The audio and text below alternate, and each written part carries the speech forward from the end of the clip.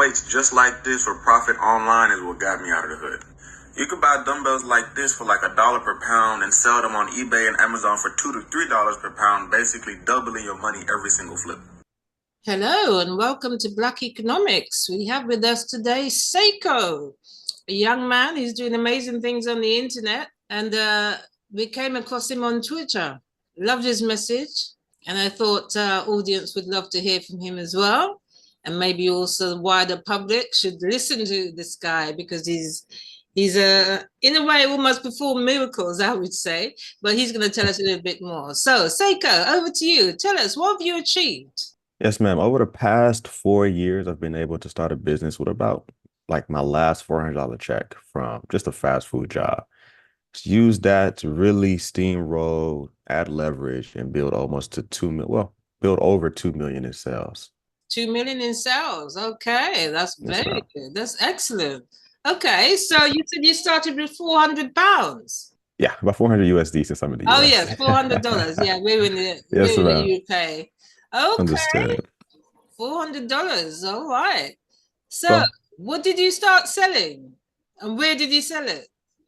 me, I started with weights, like sporting good weights, like dumbbells, sporting equipments, little light ones, anything from I think 5 pounds to 110 pounds was what I was selling at the time. Because during that specific time, it was like 2020, right? And there were shortages, right? And a lot of gyms was closing down due to COVID.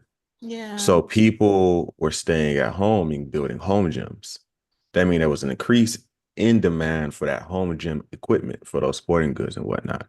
So I would just head to regular stores. I know you guys have different stores. What is it? Argos? Yes. We have Walmart, like Walmart, Target, Home Depot, things of those nature. And I would just go to those as soon as they open and I would clear their shelves. Like I would know exactly what day they stock up and I would buy it and then I would just sell that stuff on eBay. And I just played that game right there, basically doubling my money every single flip. And that's kind of how I started. When I really figured out, okay, like I can use credit cards, get credit card points. Amazon will start funding you after a while, right? Once you start Really? getting a ton, yeah, they won't fund you now. They've changed it a little bit to where they've kind of taken their hand out of the pot, but they've introduced third-party lenders. And people think, oh, I need business credit. Oh, I don't have good credit. What if you have good sales history? They'll use that as a form of credit and they'll Oh, fund you. wow. So that's what really helped me get like further within my journey. Oh, wow. That's very Yes, interesting. ma'am. So you were selling on Amazon as well as eBay? Yeah, I started with eBay, and eBay is kind of like where people go to get a deal, right? So if I want, I don't want to pay full price for something. I just want something on the side, or I want something very specifically niched, or maybe something I can't get easily. If I don't want to shop on Amazon, I'll shop on eBay. Like eBay's I would say, a different customer base than people you would expect to see on Amazon. So with that, you also have less foot traffic. You don't have as much demand. You don't have as many people coming through the door looking to purchase stuff. So sales were slower, right? It's a great way to make money. Like there's a ton of opportunity there. But if you want to hit those bigger numbers, it's just Amazon makes it extremely easy, right? They both have their pros and cons, but the explosive sales you could get with Amazon is just much more different. It's on a different level, right? So I could come in and sell the exact same product on Amazon and do 100 units a day. But if I take it to eBay, I might be doing maybe 1 to 2 units every few days. Mm, okay. Yeah. So with Amazon, are you delivering the products or are you getting Amazon to deliver the products? So it's interesting when most people think about Amazon, they think Amazon FBA, right? That's Amazon fulfilled. Well, fulfilled by Amazon is what the acronym stands for. And that's where you ship to an Amazon fulfillment center. They have their own warehousing. And basically, it's within Amazon system. When a customer purchases it, it ships directly to the customer, right? So it's like a third party logistics setup. So it's like, okay, I'm the seller. Amazon holds the inventory. Once it sells, they can ship it directly to the customer. That's also how they're able to get that 2 to 3 day prime shipping. That's how they're able to give it to you so fast because they have their own warehousing, their own vehicles, and things of that nature. So you can go that route perfectly fine. It works well. But you also have something called FBM, which is the other side of the coin that most people don't talk about. This is fulfilled by merchant. This is where you ship directly to the customer. So there is no Amazon middleman. It's just you directly to the customer. And you can use those regular shipping carriers. Here we have USPS, UPS, FedEx. If you were in Britain, you'd be using whatever postal services they have there. Mm, mm. Yeah. So what's your preference, FBA or FBM? That's an interesting question as well, because I would like to think it's a bit nuanced to where it's like FBA is, they're both tools that function for specific purposes. You know, in terms of a preference, I could say my favorite is FBM just because of what I know it could do as a tool. Like, oh, I really like the hammer because it's just very useful in a lot of situations. But the screwdriver still has its purposes, and you wouldn't use the screwdriver in a situation you need to use the hammer in, and vice versa. So they're both tools that you would want to use in those specific cases. It's more about understanding what cases they work in. And then once you get that, it's less of a preference thing. But if you like, in terms of my favorite, 100% is FBM. Oh, right. So you prefer to do the shipping yourself, do the packing and Yeah, shipping yourself. Okay. it's much more explosive because like FBA, it's much more consistent, right? You can get products, you can ship it, but it's a longer because there's so many hands touching your product, right? If you think about it, like I gotta get it, pack it, they gotta get it, they have to stock it. Once it sells, they have to take it, ship it to the customer. There's a lot of people touching it. But if it's FBM, I have it, ship it straight to the customer. There's a lot less, in between that process. So I can move quicker. I can make things happen at a faster speed. And that comes down to like the specific situations. Like let's say a very popular season or holidays coming up. Like a specific holiday, like Christmas or something like that. And there's some specific Christmas items I want to sell. With FBA, I have to be prepared months in advance just because of the logistics of it. There's a lot moving, there's a lot going on, a lot of different Right. moving parts. Yeah. With FBM, I can move like really, really quickly, especially if you have like a small operation, small team, maybe 2 to 3 people to help you out. You can really move a lot faster in general. So are the couriers coming to collect the items from you? Yes, you can have them come pick it up at your door. So like most carriers, they'll have a system for you to schedule a pickup. Some might charge, some might be free. But basically, you can drop off yourself if you would like. But yeah, they'll come pick them up. Okay. Because I'm just thinking with our situation here, if someone's starting off doing that, they'll probably initially be going to the post office with all their packages. Yeah, they would. But once it gets over a certain number, and the post office will be looking at you with a side eye, like, oh, yeah, he's in again with 20 they packages. do. Especially when each of them are 50 pounds, like back in 2020. So they really look at you kind of crazy. They were heavy, but, yeah. Yeah, they were heavy. They were like, man, why is this guy back? Yeah, exactly. No. Yeah. Okay. Yeah. Well, that's very interesting. So give us an idea of some of the things you've sold. I've sold weights, I've sold pools, I've sold jars, I've sold chlorine. It's funny because all these different products like have, you could say, their own characteristics. Like if you were to build a character in the game, each game has customizable attributes. And you can say each of those products are similar. They have like attributes to them. Like the chlorine, you have to ship them a specific way. The weights, you have to ship them a specific way. You have to buy them a specific way. All those little things. But at the end of the day, it's all about the profit. So yeah, chlorine, weight, pools, a lot of shoes, a lot of clothing, consumables, groceries, beauty, cereal, soup, anything. It's all about, because the product itself doesn't really matter. It's more about the arbitrage opportunity, the movement of one product from one market to a different market. Walmart is selling it for whatever Walmart is selling it for. Right. Amazon also sells it for whatever Amazon is selling it for. And that situation is always the situation. I don't really choose the price. I don't increase the price. I don't really do anything. What I do is look for opportunities where I can buy something from Walmart and sell it for a higher price on Amazon.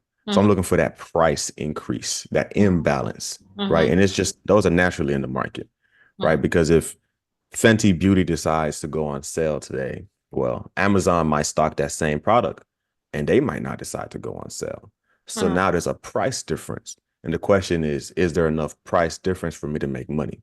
And that's the game I play. And what's your guideline? Would you increase? Would you say, right, I wouldn't go below 50% profit, or do you double everything? It's Or about 2 to 3x. It's about sorry, 2 to 3x. 2 to 3x. So 3x. if there's like a 2 to 3x price difference, you're good. Now, in terms of like what targets I set, it depends. Like for shoes, I don't like to go less than 50% return on investment. For a lot of different products, I might settle for 10%, right? Depending, because it's like if I can move a ton of volume, well, it's just okay, how much money do you want to make? Is the question Yeah. versus the ROI. Because it's like, okay, if I know I can move a lot of volume, then I'll pick the flat profit number over the flat ROI number. So, for instance, if you're doing shoes, would we be talking about branded shoes? Yeah, they're all branded. Okay. So your Nike, your Adidas, things of that nature. Okay. Interesting. That's it. And do you find that you would keep more of the profit because you're doing the shipping rather than doing it through FBA? Yes, but that process can be a bit complicated simply because Amazon is notorious for customer returns. Like people be scamming straight up. Like folks they'll use it and they'll return it all the time, especially when it comes to clothing. Sometimes they'll order 3 sizes just to see what What? fits. Yeah, just to see what fits, and they'll return whatever doesn't fit. When you do FBM, in terms of what Amazon's rule set, you're able to get more reimbursed for the customer return. So when customer returns things, you can open a case with like, hey, customer used this product. I need some money. And then Amazon be like, all right, here goes some money. But with FBA, basically when you do FBA, you're giving the responsibility over to Amazon. And that also has pros and cons. So in that situation, if customer returns, they're like, no, basically we have ownership of, at least this is my mindset over it. We have ownership over the return and the refund, and we're not going to cover it. And that's just basically what they do for FBA.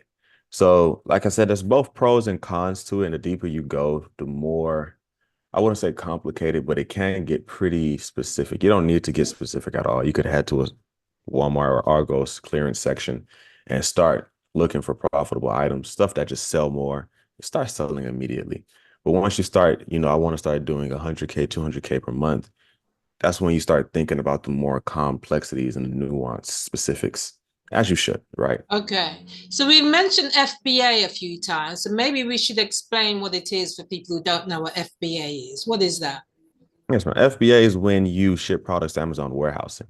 Yeah, you ship it to the warehousing, and then once it gets there and it sells, Amazon will ship it to the customer. Hmm. Okay, Mhm. as opposed to you having to ship it out. Okay. Yeah, like you do yourself with FBM. Okay, that's Yeah, things interesting. have gotten a bit complicated already, huh? Well, no. I mean, you're giving us some intricate information, which I think is really Yeah. important for anyone considering this kind of business.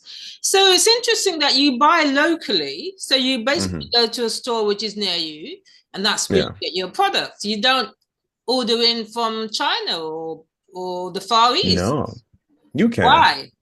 There's about because when I hear that, I think of private label, that's what that strategy is called, where you can import from China and basically you create your own brand. The problem is that you need a much more in terms of like the different strategies, just mainly four you'll see on Amazon, right? There's others, but they probably shouldn't be doing that on Amazon. It might be illegal, like drop shipping. You probably don't want to be doing drop shipping, but the four main is private label. This is where you create your own brand. China, Alibaba, whoever, Pakistan. You have wholesale. This is where you're talking to distributors and wholesalers to get products in bulk. Then you have retail arbitrage. This is where you're going into physical locations to buy stuff and then bring it into Amazon's market. You have online arbitrage. This is where you're ordering online and then products are being shipped to places. But it's the same thing as retail, just happening online. So the two easiest to start is retail and online. You don't need much to start. You don't need much money to start. You don't need much knowledge to start. You can just go in and start having a blast, start making money. Pretty much same month, same week, same day, depending on what you're tackling. With wholesale and private labels, it's a different equation. There's much more setup that needs to happen. There's much more background information you need to have because you're talking about a 10K startup cost with private label and wholesale. If like you can start with less with wholesale, or private label, you'll have a hard time starting with less, and you just need more information to tackle it because the mistakes hit harder because it's a bigger business model, Mm. right? Because as beginners, naturally, you're going to run into those beginner pitfalls, right? That's going to occur, right? With retail and online arbitrage, you'll run into the pitfalls as well, but they don't hit as hard.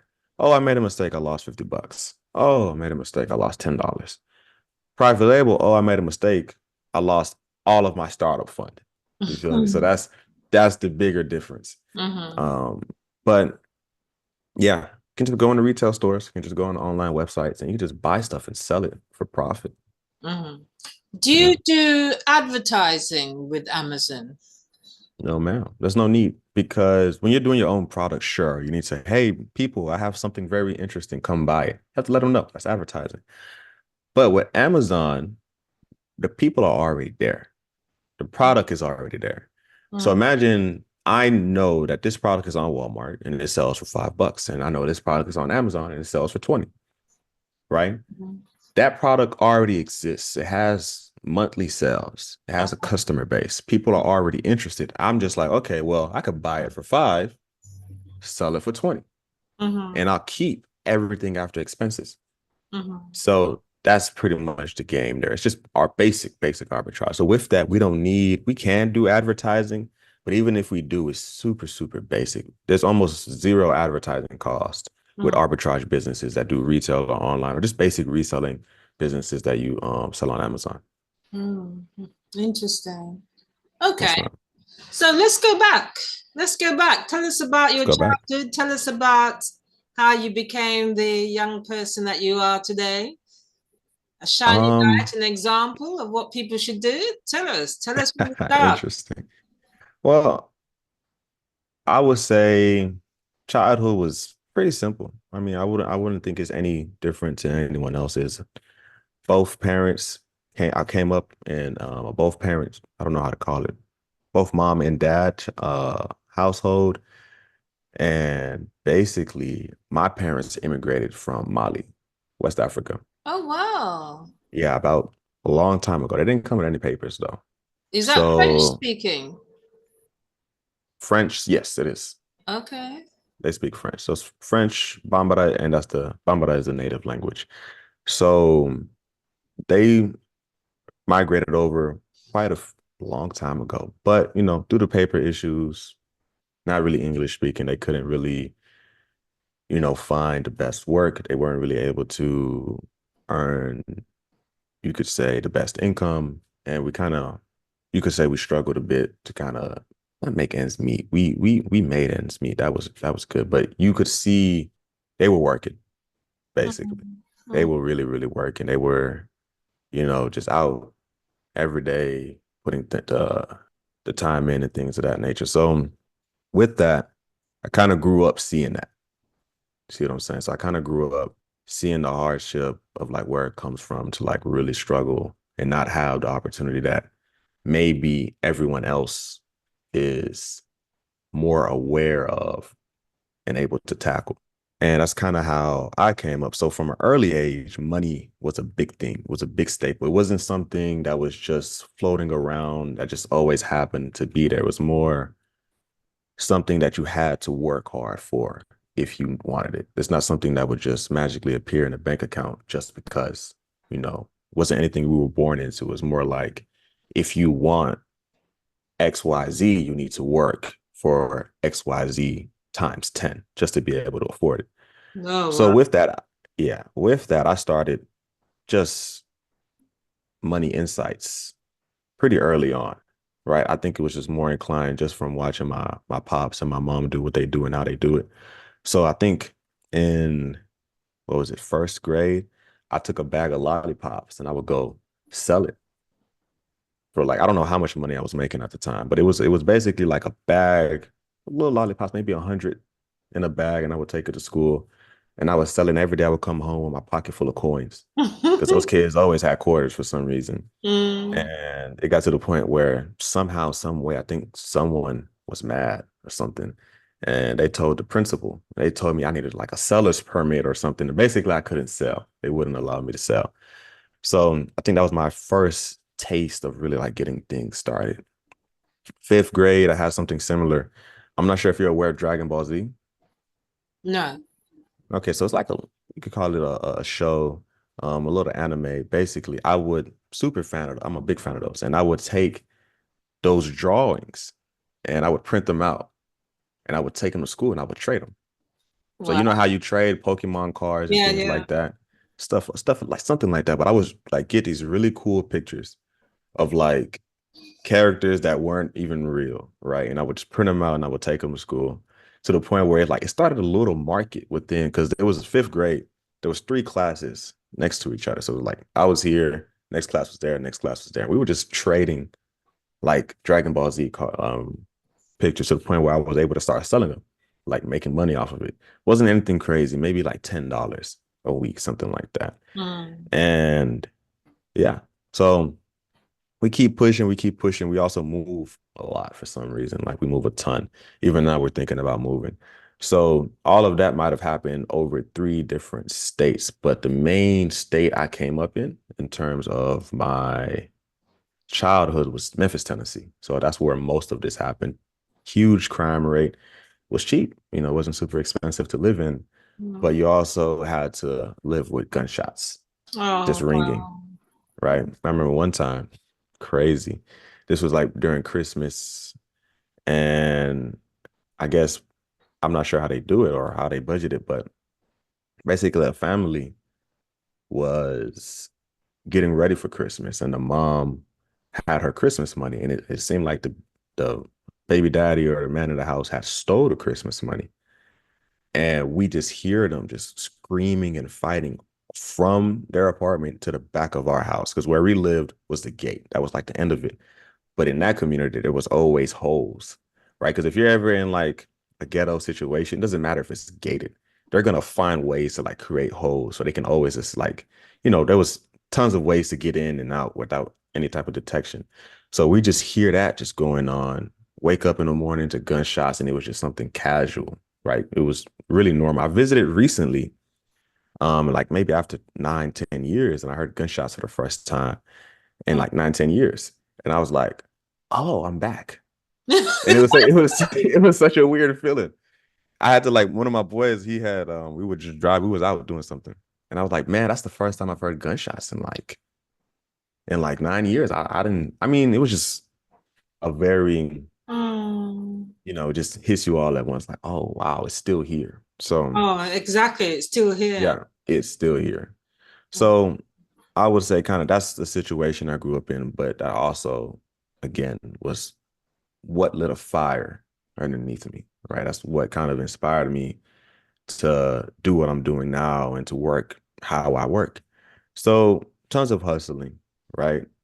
At that time, that's when my pops, because we have, paper issues, he started running into immigration issues with the with the state. Had his final order of deportation. Um, and basically he went to jail for a while just Oh. yeah, due to those issues. And I think once he was released, like 6 years later, because they kept him for a while, maybe four, maybe I think it was four.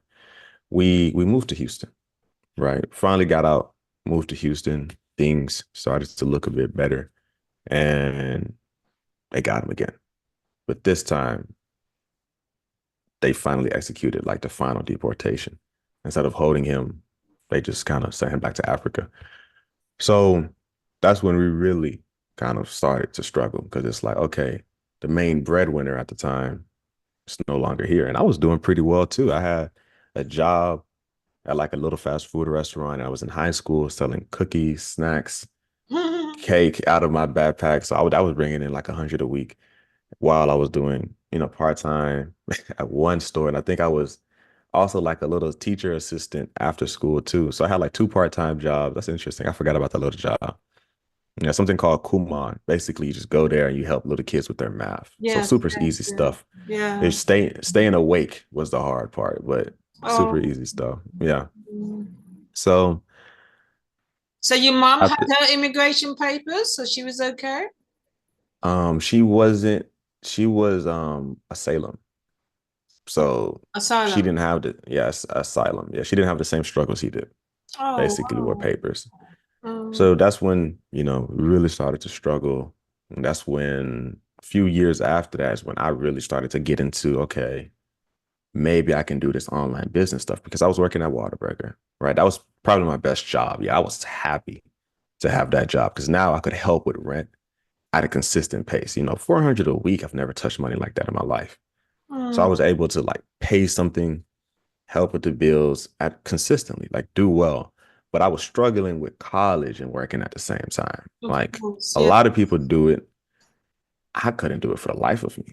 Like I was trying, if I tried to work a lot, I would fall behind in classes. If I tried to really focus on classes, I wasn't making much money. So it was one of those weird things where it's like, okay, you need to work, but it's like if I work, I'm flunking my classes. So all of that just kind of came crashing down on me, like I think my third semester in college, and it was like, okay, I'm stuck at this job that I hate, right? Because it's not a good job. Like the money is the best money I've ever made, but now they have me working the graveyard shift, and I got school in the morning. Whoa. I'm not doing well in school. I'm probably gonna flunk because there's like a limit of how bad you could do before you've done too bad. I'm like, I'm pretty much already there. So it was at a point where it's just everything just kind of looked like a dead end, right? I didn't really know what was next because it's like, all right, am I gonna work for 1050 or however much I was making at the time the rest of my life? Because it's like you'll see some people there and they've been there for 40 years. What? And yeah, they've been there their entire lives. And it's just, and they've been at that same job, standing, putting together burgers and shaking fries.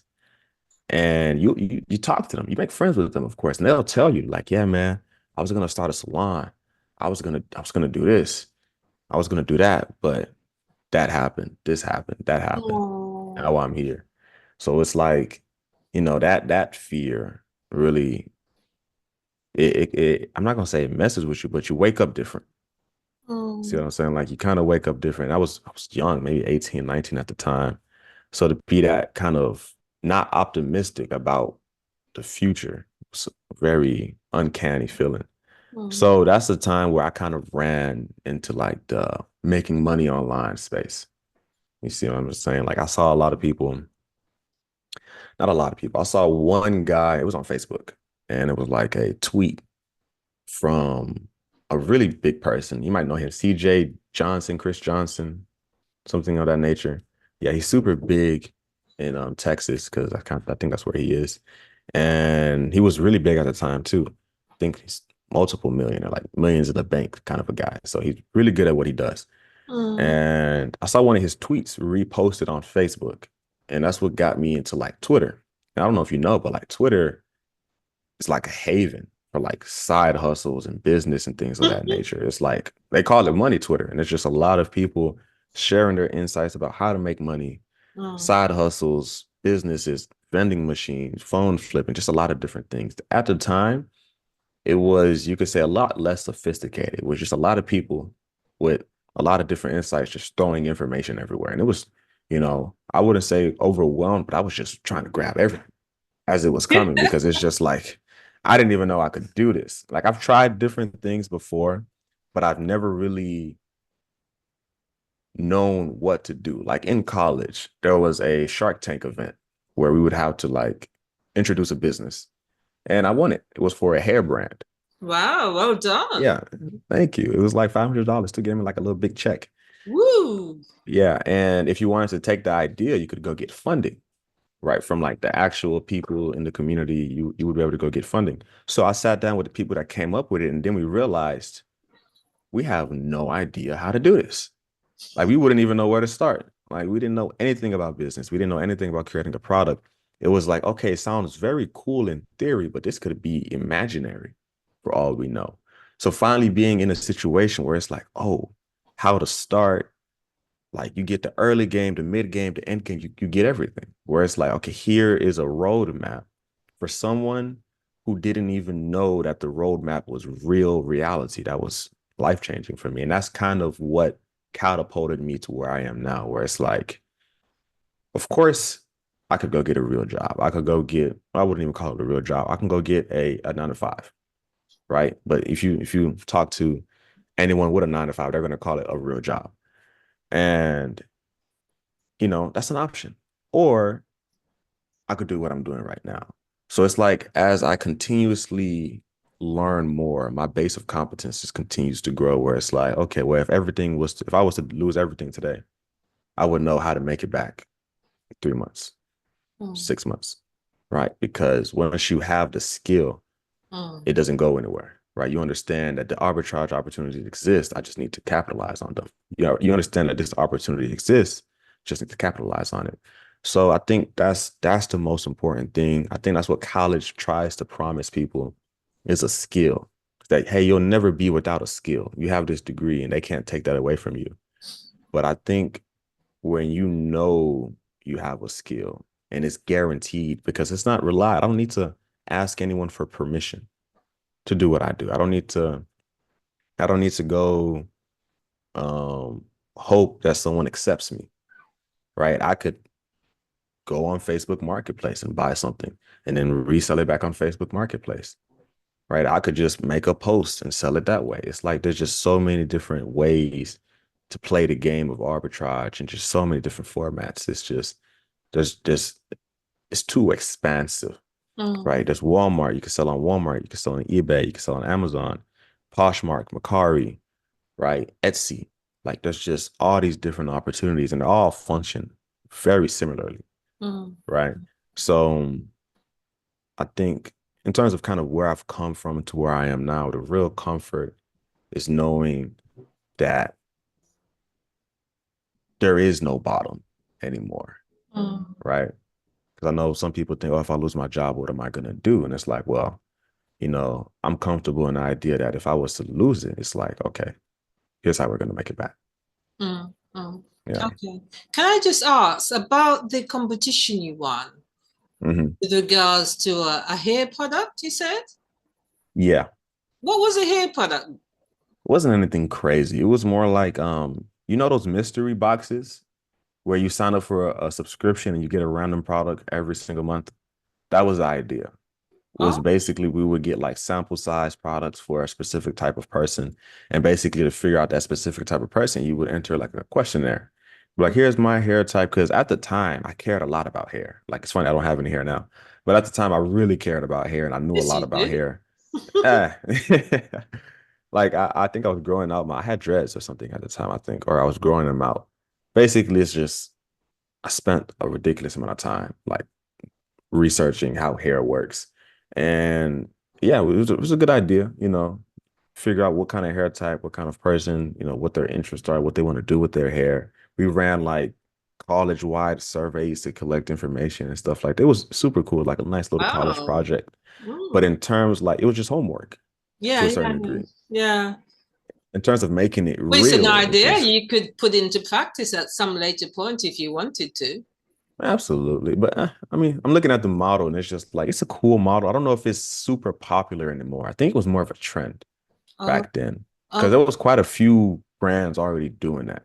Oh, yeah. So yeah, we came up with like a logo, a little cool name and things like that. It was nice. It was pretty Mm, nice. mm.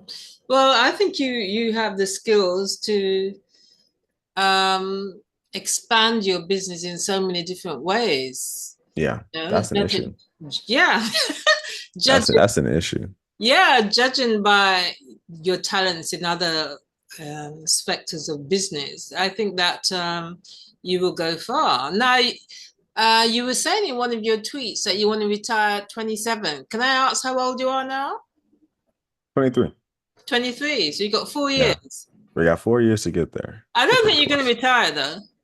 Oh no, it's You more would be like bored if you retired. 100%. You would just be bored out of your mind. It's more of the idea because I like Warren Buffett's. I think he had a quote where it's like, if I make 4 good decisions a year, that's enough. It's like, just listen to that. 4 good decisions. Mm, Instead of working 12 hours a day, 16 hours, I'm still in hustle mode. Like if I was to show you my calendar, you'd be like, okay, this is pretty rough. mm, Because it's like, okay, well, I know what to do. And it's like, man, there's just so much more, mm, right? There's just because the more information you get, the more you realize you don't know.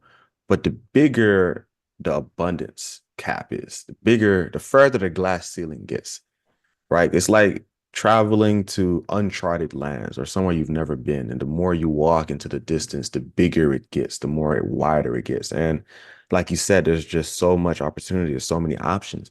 Is you have to limit yourself. Because Mm. if you try to do everything, you'll crush yourself.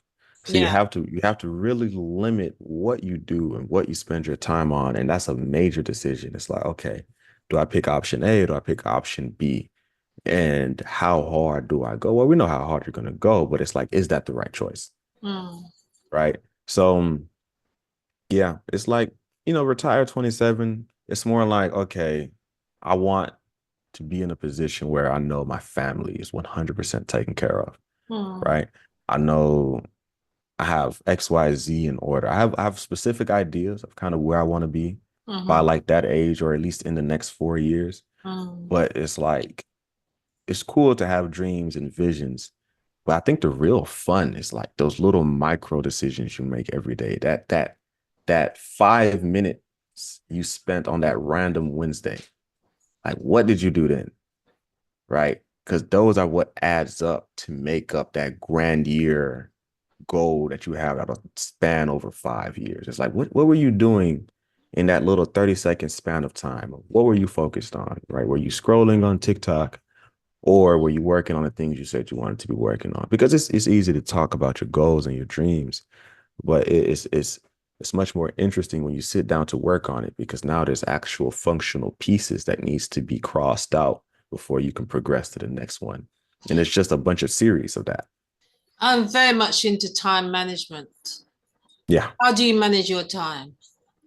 that's a great question, because time management has been one of my biggest battles. And I think I talk about this every time I hop on a podcast. I think it's probably the most important thing for anyone that wants to do any type of entrepreneurship or any type of business, is because when you come from working a 9 to 5, or you don't have anyone to even tell you how to manage your time because you've never managed it yourself. When Mm. you're on the clock, you're on the clock. The mindset is, doesn't matter. I'm getting paid regardless. Mm. Right? That mindset doesn't translate into business at all, because you're not on the clock. It does matter because you're not being paid regardless. You can sit here for 4 hours and do nothing and you will get paid nothing. You could sit here for 4 hours and work your butt off and still not earn anything. You could lose money, Mm. right? So the difference in business is that you have to be focused on production, right? It's not about working hard, it's about getting stuff done. And that's something I'm still fighting to this day, honestly. It's like I have a team of employees, but a lot of the times I'll make things my responsibility when in reality I'm paying them to do it already. So I'm almost taking their jobs from them. So I'm always constantly telling myself, nah, man, you tell them to like get them to do it. And it's like my first answer is, okay, just do it. Like that's naturally what I think. It's like turning on when you walk into a room, when you turn on the light switch, you don't really think about it. It just kind of happens. Mm. Similar to that, it's just I just naturally start doing things I probably shouldn't be doing. Mm. So time management with that, but it's been a battle. Like I've tried a bunch of different things, because I would say who said that quote? Was it John Peterson? I can't remember his name. No, it was Jeff Bezos, I think. He said the leading cause of stress isn't working too much. It's not working on the things you're supposed to be working on. Mm. And that's just, I think, at least for me, when I started business, when I started entrepreneurship, it was that idea of, okay, this is what I'm supposed to be doing, but struggling to do it, that would cause like a lot of depression and a lot of just what I call it, stress, Mm. right? Because I wasn't working on the things I knew I was supposed to be working on, which would make me beat myself up about it, which would then make me depressed. And then I wouldn't work on the stuff I need to be working on because now I'm sad. So it was this weird cycle. And over time, you really start to kind of figure out, it's like a muscle, I would say. You grow it over time, you just have to work it. And now it's like I know how to work, right? I Mm. know how to schedule my time. before it would take an entire process, it would take time to really get into a mode where it's like, okay, I can be productive, I can be focused. But now I have Google Calendar. I have all these different systems and where it's like I know what to do every single day, right? And I'm doing the same thing in the same order. Like I wake up the same way, shower, pray, eat, right? Consistently, right? Go for a walk in between wake and shower, get some sun. Because if you stay in the house all day long, you're gonna be vitamin D deficient. So go get some sun. Yeah, I had to work that in recently. But yeah, I would say most definitely Google Calendar would be a major, major solution to a lot of just time management issues. And don't schedule, if I had a tip, don't schedule things for a specific time, right? Okay, you need to do this. I need to do this call at 1 p.m. That's there. So that's static. But that specific task, don't schedule it for 30 minutes, especially if you don't know how long it takes, right? Because if you start it and you don't finish it in 30 minutes, now you're struggling. Like, oh, okay, let's go to the next task, which you didn't even finish the last task. So now I track like, okay, this is what I want to do for the day. And whatever I'm doing at the time, I should do it until completion. Or maybe if I want to do this amount, then I'll do the next amount the next day, right? But I have to figure that within the moment. So that was something I really, really struggled with when I first started. Okay. Now, I've got to say, I really love your Twitter feed. Yeah, it stands out. And you're very honest with it and open. You talked about your biggest daily Amazon payout was $28,401. Yeah? Yes, ma'am. Yeah. And I thought, wow, this guy is really open. And then you say, I'll give you a free masterclass that helped me to sell my first 492K as a beginner. Okay. Yeah. I know a few other people are doing things similar to this, but you say, okay, follow me or retweet, and within 24 hours, if you sent the message, then I'll send you the masterclass. I'll send you the link to the masterclass, which I think is really kind of you, so you're sharing that information. Do you find that once people follow the masterclass, you find that people are signing up so that they can be coached by you? So once people get the masterclass, do people sign up so they can be coached? No, that right there is a lead magnet. So there's no real promises or anything like that. And if they're interested, they can reach out, but most people don't. I found that a lot of people will, the vast majority are like picking it up and it just sits on the shelf collecting dust. Yeah. But what I do get is their email. And that's the goal of the lead magnet. Say, I'll give you this free thing. Give me your email. Right now, I can when you have you. stock in, then you can email them. Yeah, now I can contact you in the future, and I think that's more important than whatever they're receiving. Because it's like, okay, if I can contact you in the future, I can consistently show you, hey, this guy knows what he's talking about, right? Okay, here's some more information. Here's more information. Hey, this thing is coming up. You want to hop on that? This is how you make some more money. And then once people make money from your advice for free and they want to grow bigger, well, who do they think about, to help them grow bigger? The guy who helped them make money for free. So that's kind of what that goal is kind of want to bring people into your network. And then you want to just hit them with information. Yeah, you're getting their goodwill, so to speak. Yeah. Yes, that's great. That's a great marketing ploy, I've got to say. Thank you. Another tweet that you put out, and I found this profound. I thought to myself, you know what? This should probably be on a poster somewhere. The goal is to retire at 27 with income producing assets, not 65 with a compelling resume. Yes, ma'am. Fantastic. Is that your quote? I think so. I wrote that like 4 years ago. That's brilliant. And I've been reposting it since. I wrote that a long time ago. But yeah, I might have gotten it from somewhere else because a lot of this Twitter stuff is just people transforming ideas I've been already said, right? Yeah. Not much of it is original. And I'm not going to say, hey, I'm the most, thoughtful and philosophical guy in the book. I get all my stuff from other people. I'm probably at my best when I have a good target to look at, and then I can Mm, transform it to work for me.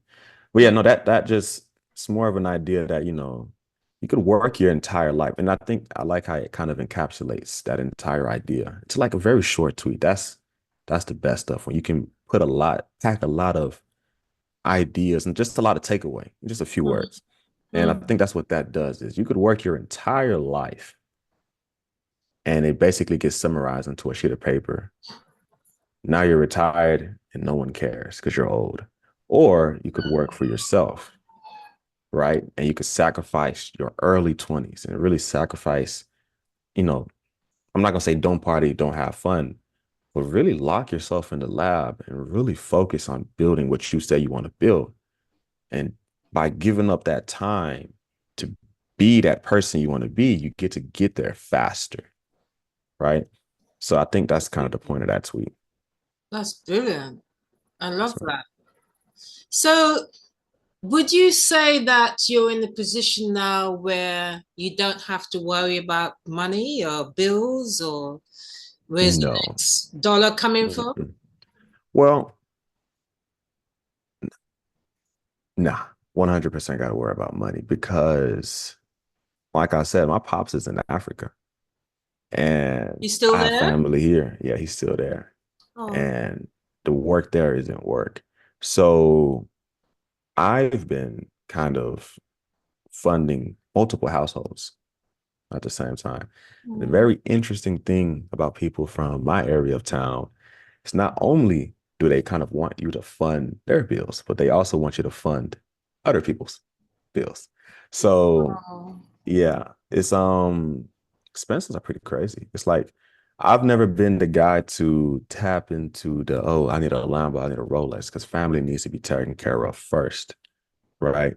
And not to get too much into like, what am I talking about myself? But in terms of like the family situation, a lot of help is needed, right? In terms of closely related siblings, in terms of moms and pops, in terms of cousins, uncles, aunts. There's a lot of people that I really want to be able to not just because I don't want to just pass money to, because that's, fish, teach how to fish. yes. But I do want to be able to put them in a position where it's like, okay, you can learn this skill to do X, Y, and Z, and I'm gonna help you do X, Y, and Z by covering you here.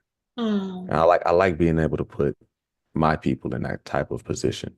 So it's not okay, I'm not really worried about the next dollar coming up, but it's like you need a lot more money when it's not just yourself. yeah, yeah. So much more work needs to be done to get where I need to go. I think your idea of teaching them to fish rather Yeah. than just giving them fish to eat Yeah. makes a whole lot of sense.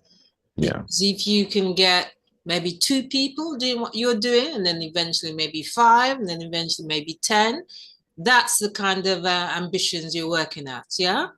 Absolutely. And interestingly so, this isn't for everyone. Like I'll say that a lot. Like one of my relatives has multiple kids, and them kids, little monsters, just little monsters. She doesn't want inventory in her house, Yeah. right? She does not, because they gonna start biting stuff, and you don't want that. So there's different options, Yeah. right? And that's what I really like about money Twitter. It's because I have a guy. I know I reached out to someone recently. I'm like, hey man, one of my relatives, I want to help them out. I know you're doing really good in drop shipping, right? How'd you do it? And he gave me all his information. And now I'm gonna pass that on to her and really help her kind of work it through. I'm like, all right, don't worry about it. I got it. Just start doing this, right? Mm, Start working this out. mm, And because now she doesn't have to touch inventory. And mm, drop shipping is super trendy, but I think, like I like to call 2020 the golden era of reselling for Amazon and eBay sellers. I think we're in the golden era for TikTok drop shipping or whatever's happening on TikTok. I think we're in it right now. So I mm. want to get her on it as soon as possible. But man, it's a bit harder to convince people that it'll work for them. So I want to say that's my biggest challenge is less not myself. I've been fine for years, or I've been good for years. It's more about how do I get family to be good, Mm.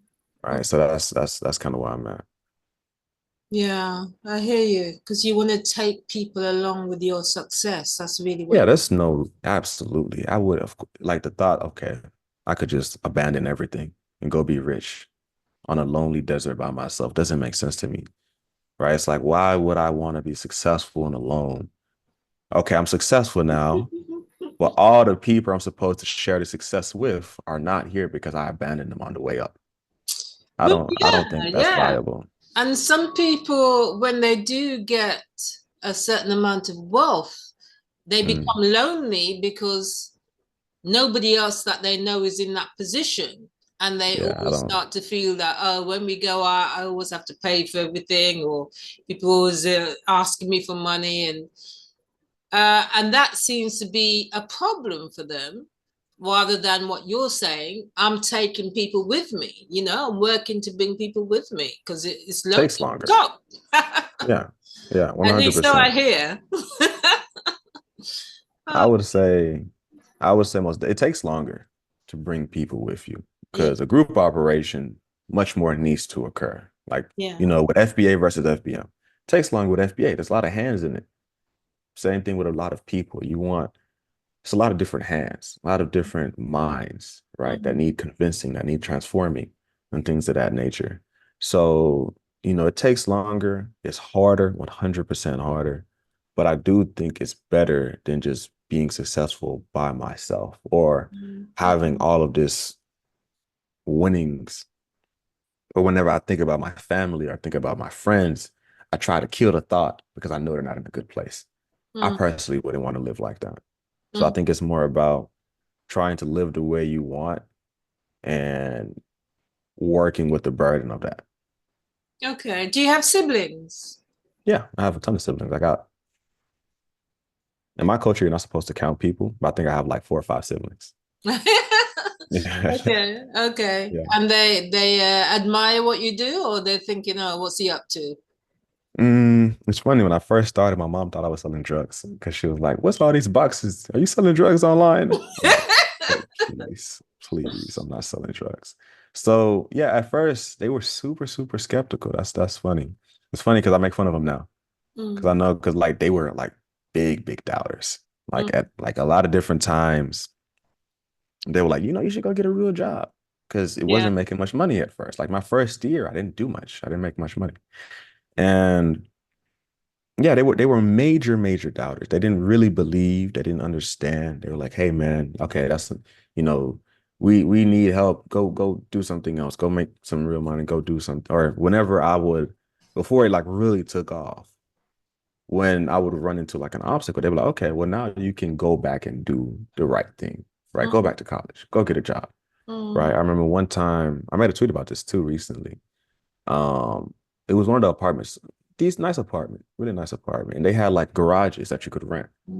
So I was working in that garage. That's where I kept my inventory, things of that nature. And one day, because the front office people would hop on their little golf carts and they would just drive around, right? And they caught me. Well, I wouldn't even say caught me. I didn't know I was doing anything wrong. But they drove by and they saw me working. They saw my inventory. They didn't say anything.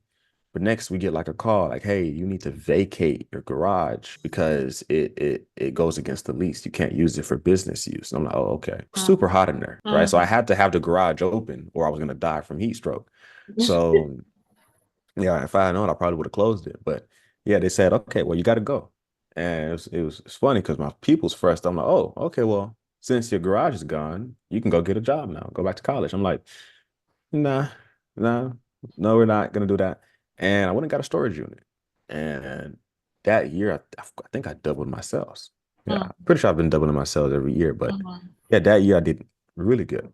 mm. So it's not even fighting the doubt because some people think well, I've never really thought of, fight the doubt is like something you'll hear, but I've never really thought about it as fighting the doubt. It's more like it kind of bounces right off of you when you really believe what you're doing. Mm, Like if you have the ultimate faith in yourself, and I'm talking like a delusional level of self-confidence to the point where it almost looks like arrogance to a certain degree, it doesn't impact you because it's not even going in one ear, it's just bouncing off. It's like, I hear you, I respect you, but no, right? And that's kind of the stance you have to be on when you're surrounded with people who truly don't believe in your mission and what you're doing. Is mm, you just have to understand, okay, I hear you. I'm gonna prove you wrong, and I'm gonna help you do better. Mhm, mhm. And that's kind of where I come from. Okay, it's fantastic. It's really good what you're doing. Thank you So, for not only working hard to achieve what you've done, but showing that it's good to be able to look after your family and take them with you too. And I'm absolutely. sure people will be inspired by what you're doing. So I Hopefully. say thank you. People can follow you on Twitter if they go to Saykho, Saykho. PHO, that's the name.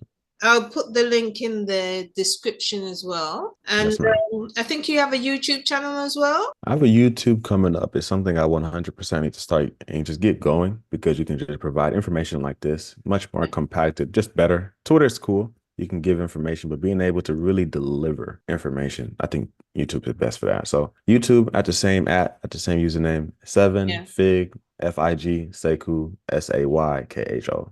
Yes, that's right. Seven Fig Saykho. And Yes, are ma'am. you on Instagram as well? I'm also on Instagram, same username. Oh, then fantastic. Well, thank you so much. But you've been very generous with your time. So thank you. Yes, ma'am. I appreciate stuff like this. Also, it's just good being able to, because a lot of people will watch this and I'm like, oh, I'm in a similar situation he was in, right? And it's like, yeah, it's not that uncommon of a situation. It happens fairly often. It's just, I think it's good to have an insight of what's next. I wouldn't be where I am right now if I didn't have people ahead of me, like not even turning around saying, hey, come this way, but more so just walking, right? They're not looking back, you know, offering help. They're just walking. But as they walk, they leave footsteps. And it's like I can look at them and then look at their footsteps and know that's the direction to go in. So I think that's important. So I like to leave footsteps whenever I can. No, it's fantastic. Thank you. Thank you for that. Thank you for thinking Yes, of others. And I hope the situation with your dad becomes resolved soon. it'll work out. We're working on his papers right now. I think it'll be cool. Oh, fantastic. Okay. Yes, ma'am. Well, hopefully we'll talk again. Absolutely. Yes, ma'am. Thank you for your time today. Yeah, and if we know anyone who's interested in that kind of business, we'll certainly put them in your direction. Okay. I appreciate you. Yes, ma'am. Take care. Bye bye. Bye-bye. Have a good one.